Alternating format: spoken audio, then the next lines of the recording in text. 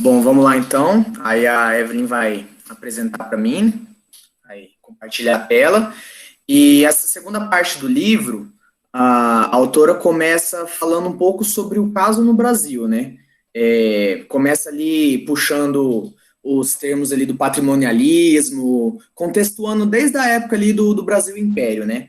Ela começa falando ali que no período colonial a unidade política era centralizada, não tinha um conjunto rígido de normas, de competências, né?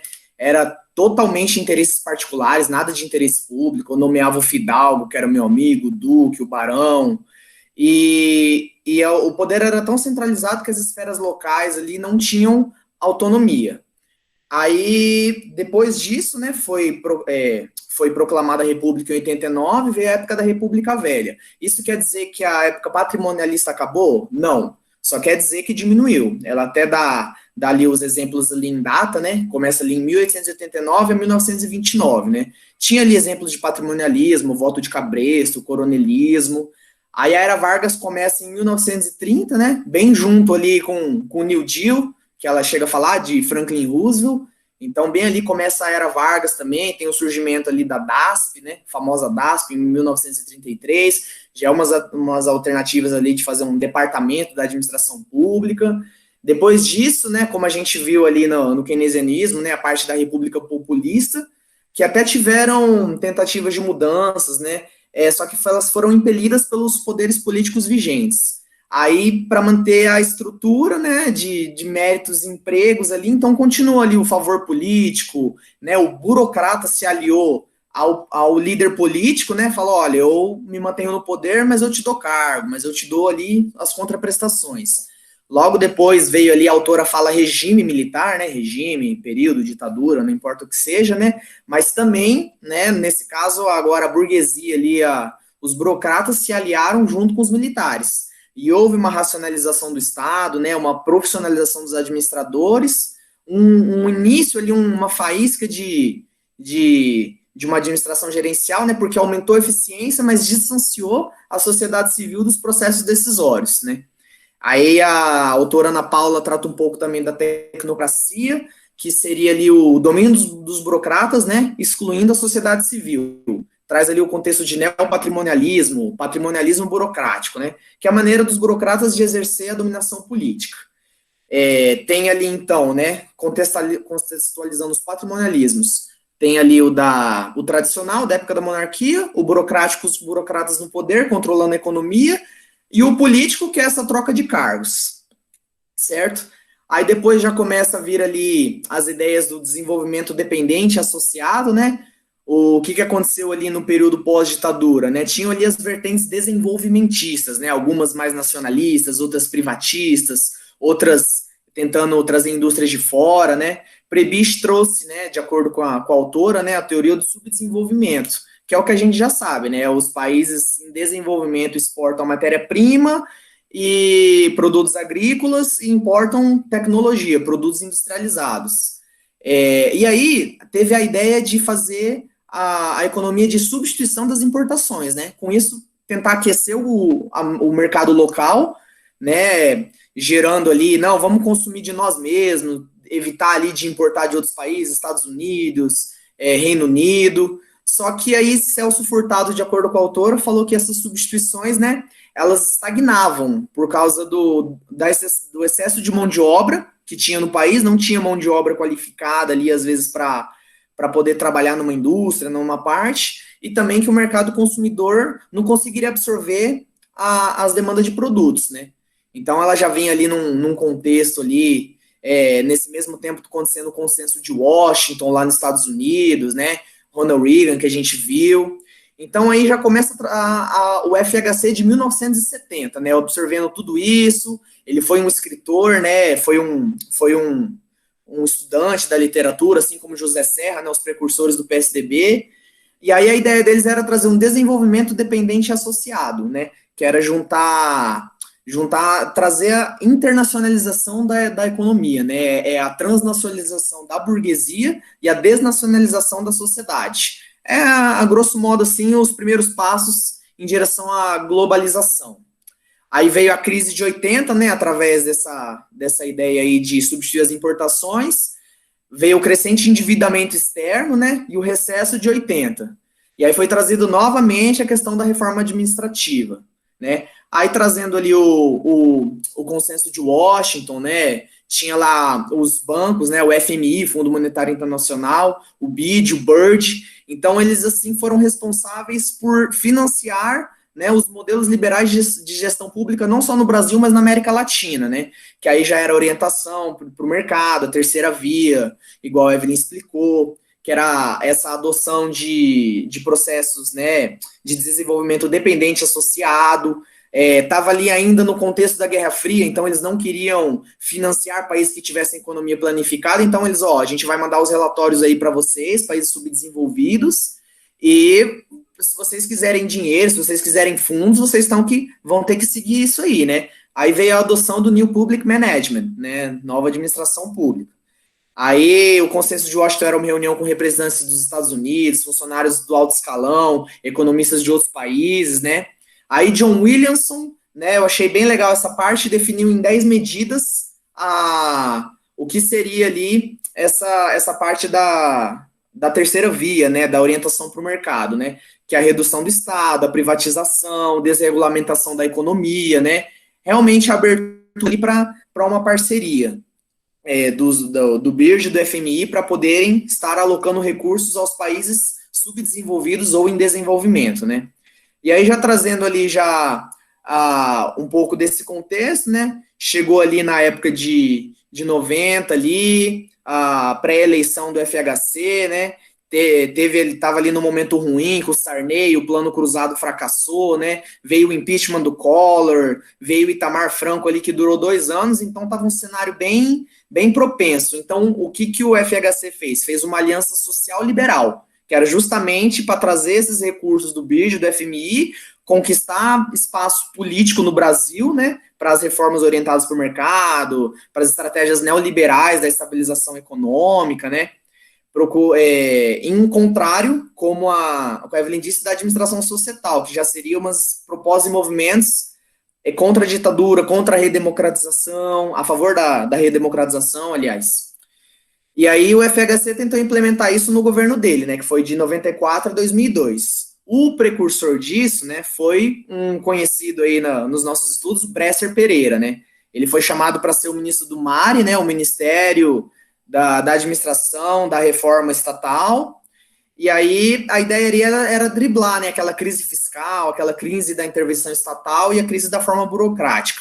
Em 1995 ele elaborou o plano, né, da reforma estatal, e aí para trazer um pouco de ideia assim de democratização a esse plano, né, porque como a Luana falou ali nos aspectos econômico-financeiro, né, e administrativo, até soava bem, mas no aspecto da parte social, não. Então, ele tentou ali discutir em um conselho de 12 cidadãos, uma vez por mês, para estar ali abordando a parte da crise fiscal, para tentar, assim, dar uma democratização em partes, né? Em partes, porque não chegou bem a democratizar o plano, né? Eu vou explicar mais para frente que teve alguns erros aí através dessa estratégia, de acordo com a autora. Aí teve como eu falei, o plano cruzado, né, que não deu certo, veio ali Collor, veio ali Itamar, foi lançado isso aí, terminando de contextualizar, e aí a ideia era um crescimento associado e uma internacionalização do mercado, né. Conceitos aí de globalização, né, um consenso entre o capitalismo dependente e os regimes liberais democráticos, né. Estava acontecendo também movimentos assim parecidos nos Estados Unidos, né, com Bill Clinton, e no Reino Unido com Tony Blair. E aí, falando um pouco mais agora sobre a reforma gerencial em si, né, proposta pelo Bresser Pereira, né, virou a Emenda Constitucional 19 de 98, né, conhecida ali como aquela que trouxe as partes trazendo eficiência, né, para a Constituição da máquina estatal, né, dividiu ali um pouco a parte estatal em atividades exclusivas e não exclusivas, né, trazendo isso aí, o gancho que a Kevin falou, né, ao estado mínimo, assim, ao estado suficiente, da ideia, assim, exclusiva é somente as áreas do estado, né, legislar, regulamentar, segurança, Agora, tudo que fosse atividade meio, né, a parte de serviços gerais, poderia ser terceirizado, né? E as partes que não fossem exclusivas do Estado, né, atividades sociais de saúde e educação, ou poderiam também ser explorados pela privada, como já eram, ou através das organizações sociais, né? As novidades aí da estrutura da reforma gerencial, então, foram as agências executivas, que era uma espécie de promoção, né, de uma autarquia, de uma fundação. Eles promoviam lá um contrato de gestão, de eficiência, de planos, em consequência tinham maiores liberdades para atuar. As agências reguladoras, né, teve a criação da ANEEL, da Anatel e da ANP. Então, assim, né, privatizaram ali as companhias telefônicas, as companhias concessionárias de energia, e aí agora não mais era quem entregava o serviço era o Estado. Então agora eram os concessionários de serviço público. O Estado era meramente regulador, controlava os serviços.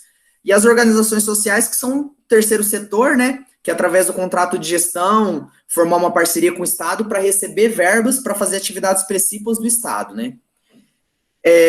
Teve aí uma mudança também, né, da cultura burocrática para gerencial, fazer uma administração profissional, os servidores organizados em carreiras, a descentralização, né, a própria criação das entidades administrativas indiretas ali, o INSS, o IBAMA, né, que receberam o título de agência executiva, né, a ideia era descentralizar, não, ó, Previdência é o INSS, Meio Ambiente é o IBAMA.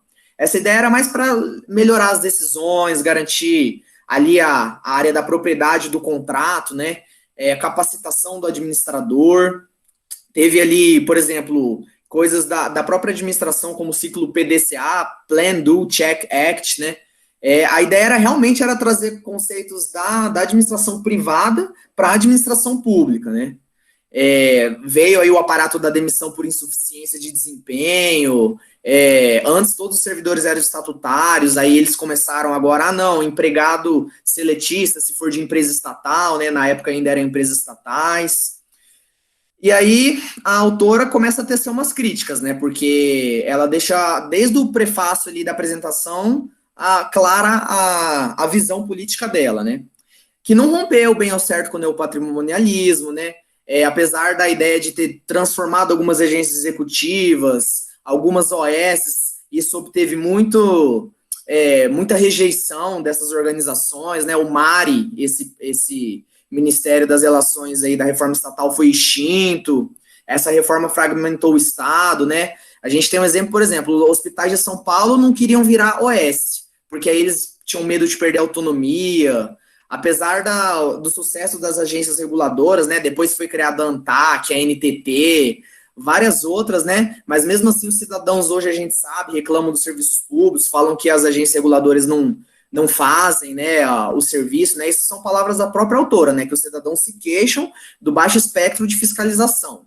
E aí o fracasso das agências executivas, que foi pouca adesão, né, não teve o alcance esperado das autarquias e das fundações em se tornarem agências executivas, né. Teve também a autora falando que a realidade das organizações sociais é outra, é muito diferente. Bresser Pereira colocava ali para a participação da sociedade nas OSCs, né. Só que nas OSCs é sempre a mesma gestão, é sempre o mesmo pessoal, né. Essa participação popular não é bem ao certo uma participação, é só no papel.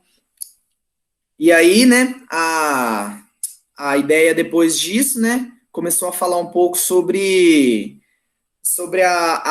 o último capítulo, né, ela teceu essas críticas e falou um pouco sobre a administração societal, que seria o contraponto da administração gerencial, né, que seria a ideia de rearticular o Estado e a sociedade, né, combinando a democracia representativa e a participativa. Ela falou ali o momento da escritura do livro, né, um livro da FGV que foi escrito em 2005, então estava ali nos 3 primeiros anos do governo Lula. Ela falou que até o momento ali da escritura do livro, ela não tinha visto expectativas, a administração do Lula continuou reproduzindo práticas gerencialistas, né, a participação popular ali, a ideia é que tivesse o domínio da gestão, da política, um processo dialógico, né, de vários sujeitos sociais definindo um processo decisório, não apenas na mão de alguns tecnocratas, não apenas na mão de algumas pessoas que entendem, né? O livro até cita lá o Bresser Pereira falando sobre as mídias, né? E falando um pouco da ingenuidade da população, né? Da ignorância.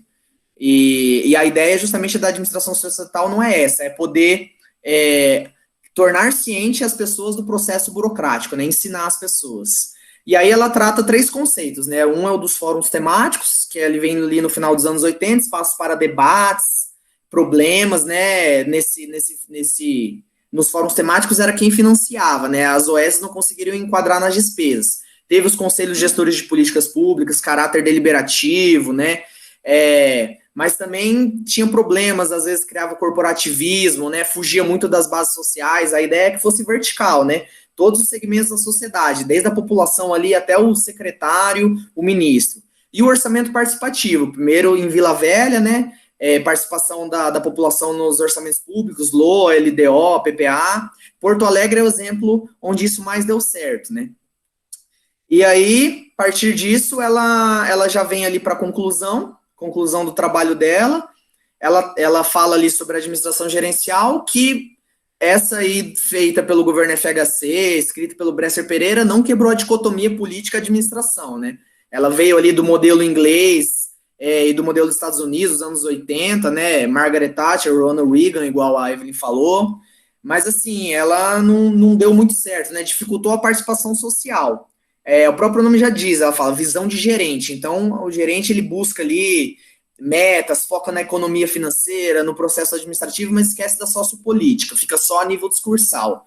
Em compensação, a societal, ela não se concretizou na Aliança Nacional Popular, até onde ela viu do governo Lula, e essa societal surgiu ali nos movimentos sociais do Brasil nos anos 60, e desde que ela escreveu o livro, falou que ela não viu se concretizar. A Aliança Nacional Popular continuou com as mesmas práticas, né? Muito focada na sociopolítica, mas não tem proposta completa, concreta para as outras dimensões, né? Que é econômico-financeira e institucional-administrativa.